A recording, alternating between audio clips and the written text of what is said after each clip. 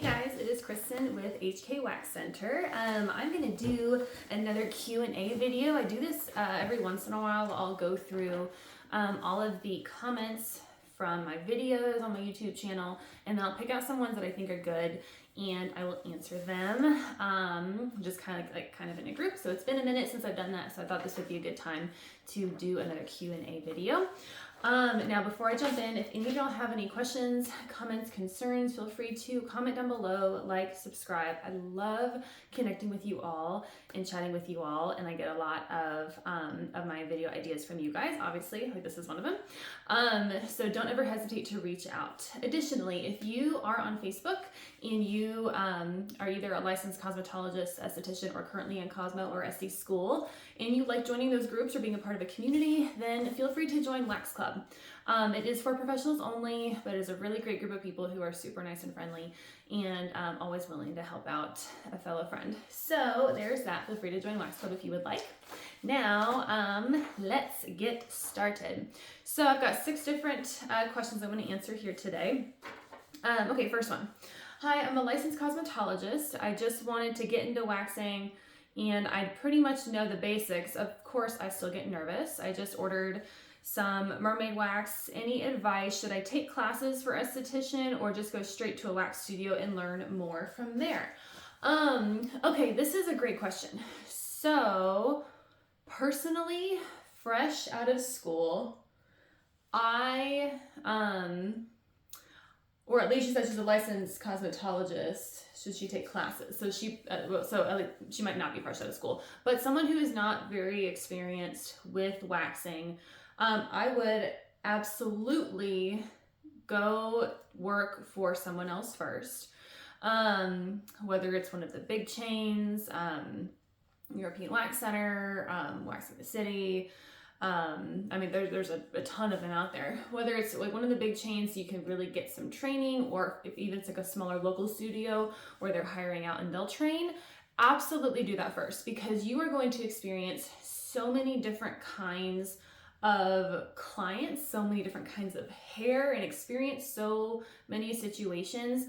You need to be 200% confident in yourself and your skill in waxing before you go out on your own. So I would absolutely, it's even better than just taking a class. Of course you can take classes, like some people will offer like one-on-one training, but you're still not gonna get the experience with the clients that you need until you go to a studio who will train you. Now, obviously, if it's someone who won't train you, then go on to the next one. But someone, like I know obviously European Wax Center offers training. They have a good training course. You really just need to build up your skill and build up your confidence. So definitely, my first recommendation is go work for someone else who will train you. And then if you want to go out on your own after, a year or so, once you like really get the feel of it, then go for it. But I think just taking a class and then opening something up is not going to be enough, in my professional opinion. Okay, number 2. How can I reuse wax if I'm only using it on myself? Okay, I never recommend reusing wax. It's unsanitary. It's not a good habit to get into. You don't want to potentially cross-contaminate, like if you're waxing your Brazilian and then your underarms. Absolutely no, never. The only way you could reuse wax is if you're practicing not on a person.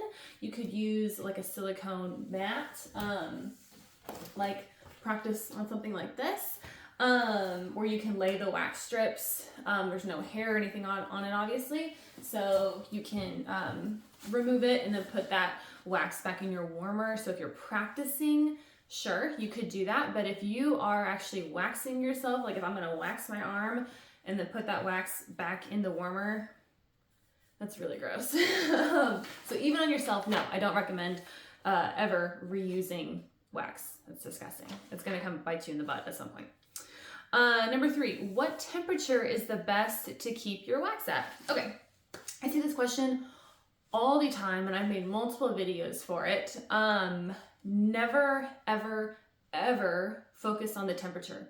I have no idea what the wax is set to for temperature wise on my warmers. I don't care. I focus on the consistency. The temperature is going to change depending on multiple factors, but depending on how strong is the AC in your room. Do you even have AC, or do you just have like a fan? What's the airflow like? Where are you located? Are you located in a really humid environment climate, or are you somewhere really dry? The type of services that you're doing, how you're prepping the skin can change the way you need to have the consistency of your wax. Like is the heat on? Is it in the middle of the winter, so the heat's on? Is it summer, so there's more AC? I mean, like, I could go on with how many different factors there could be. Even just the type of wax that you're using. Wax is not all the same. They need to be melted at different temperatures. Some of them hold in more heat. So even from professionals, I see this, and it's like, come on guys, never ever focus on the temperature. It does not matter. It's going to be different for everybody. Focus on the consistency of your wax. Wax should move slow. It should move like honey or molasses. So if you pick up your wax and it's just falling right off, too hot. You need to cool it down. If it's like barely moving, okay, then it's too cold. You need to add some more heat to it, warm it up a little bit. That's also why I prefer using beads over something like wax tablets, because beads are so small. If you accidentally turn your wax warmer on too much and your wax is too hot, you can throw in a couple scoops of beads, and those beads will be able to melt faster and cool that consistency down, compared to like a wax tablet where they're thicker and bigger. It's harder, it takes a longer time for it to melt. So if you're like under the gun, under pressure, it's gonna be a lot harder to use a wax tablet than a wax bead. So kind of went off topic there for a second, but yeah, never focus on the temperature, always focus on the consistency of your wax. It will make everything so much easier. It's like riding a bike. Once you like learn what the consistency should be like, then it gets so much easier from there. Not to mention, depending on how much wax you have in your warmer is going to change whether the temperature needs to be a little bit higher or a little bit lower. I mean, like I said, there's just so many different factors when it comes to that, but throw the temperature out the window, focus on the consistency. Okay, number 4, why do you remove nose hair? Is it good or bad? Okay, I always get these comments too whenever I post a video either waxing my nose or someone else's nose. People freak out, saying that, oh my gosh, you're doing something terrible, you're gonna hurt yourself. Okay, for one, we're not shoving the stick all the way up the nose. Okay, we're just taking the popsicle stick, putting a tiny bead of wax on the end, and you're just getting the hairs right on the end. I'm not shoving it up there, wiggling my freaking brains around. Like, I am just getting the hairs that are poking out of the nose. So no, it's not going to affect the bacteria, because nose hair protects bacteria. I get it. Okay, whatever. But no, we're just going on the inside. People always say, oh, my doctor says it's bad. Okay, don't trust doctors, because doctors don't know everything. I mean, it's, think about common sense. We are just getting the little hairs right outside the nose. You will be fine. Now, I would, of course, recommend going to a professional instead of trying to do it yourself. If you're not licensed, yeah, the chance of you hurting yourself goes way up.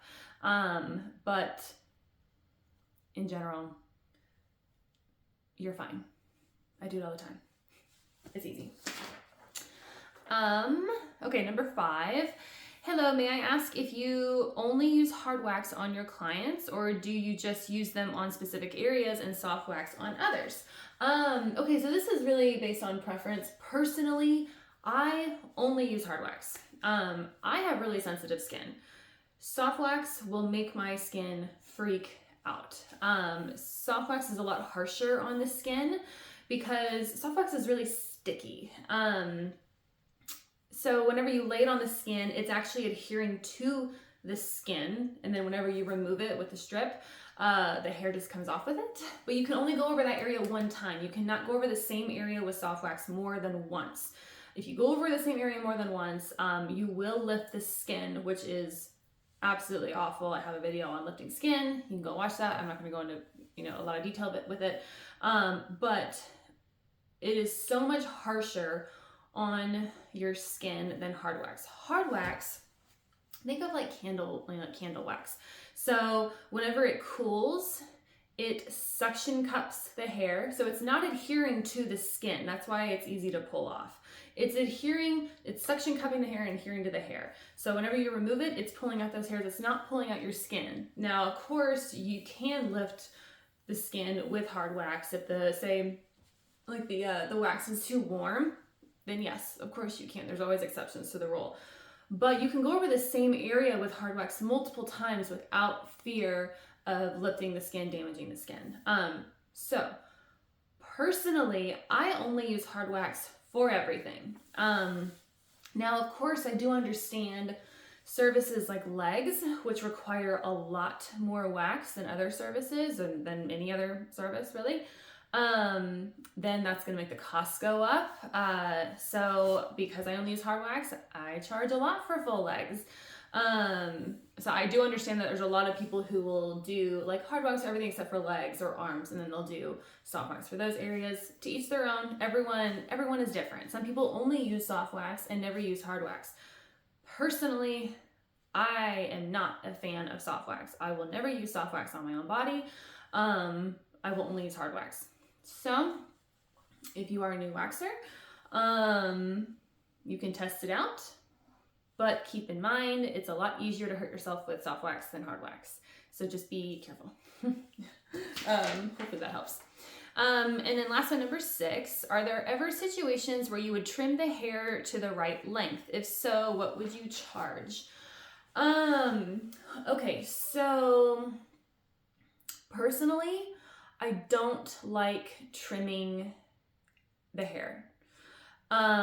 It's really like Brazilians would kind of be the only thing that you would have to worry about trimming the hair for. And that's really because the hair at the top of the pubic mound, if it's too long, the hair will like crisscross and it can get stuck really easily.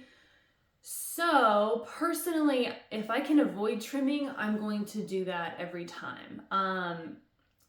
If I can't, if I absolutely have to, like I know it's going to be an issue, because if the hair is too long, then no matter how hard you push the wax down, if there's too much hair and it's too long, the wax is not going to be able to get to the base of the hair on the skin.